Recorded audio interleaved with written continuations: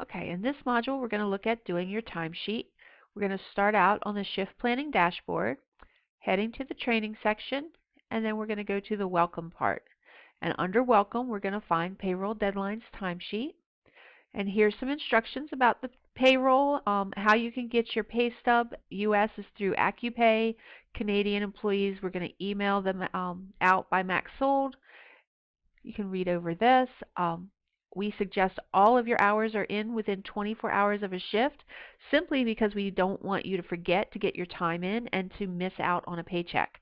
So that's why we ask you to do that. Their deadlines are here, and you can set this up for your calendar so that you'll remember every 2 weeks. But if we go back to our dashboard and into the payroll timesheet, you're going to see that the deadline is clearly listed on the timesheet when you sign in.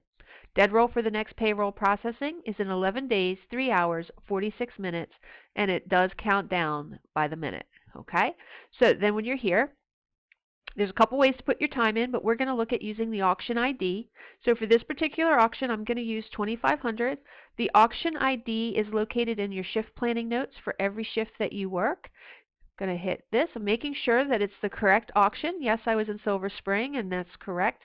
Want to make sure you didn't do a typo, transpose numbers, and that you pull the right auction up so that the time sheet will be added to the right auction.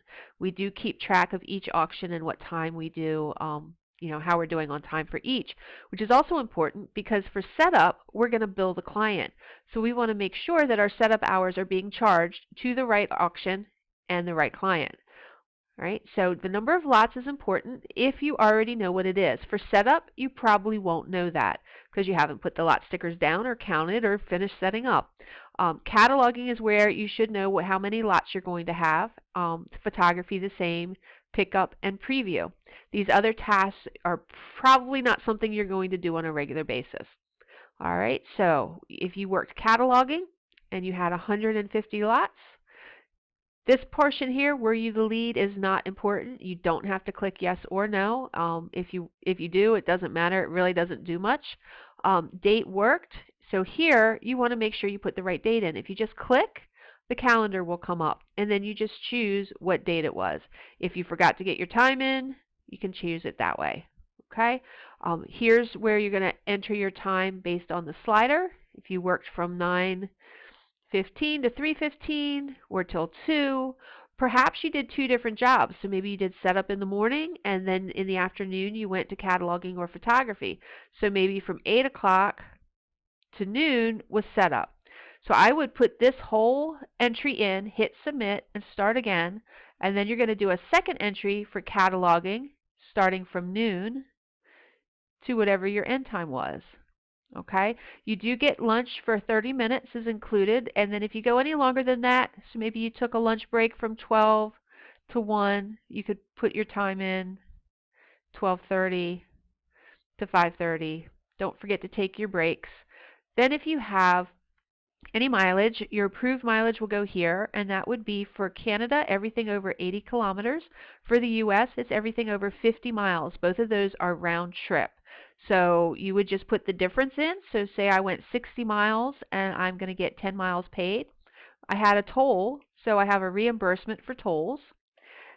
And you want to make sure that all of your receipts for your reimbursement, whether it's tolls or if you had to buy supplies, that you scan or take a photo of that and send to payroll@maxsold.com with a note in the email of why you're sending it in, who you are, what the dates were for it, and what it was entailing. All right, if you are the lead, you're going to come down here and you're going to fill out a cataloger report, a preview report, pickup report, if that was something that you were the lead for. Only the leads need to fill this out. We do not need everyone to send this in. These reports are going to be attached to the auction, and that's how we're going to know if it's, say, a pickup report. We're going to know if the refunds were actually addressed on site before we authorize or give someone a refund. We're going to check this report. That is why these reports are important to come in within 24 hours of a shift as well. And that is your payroll.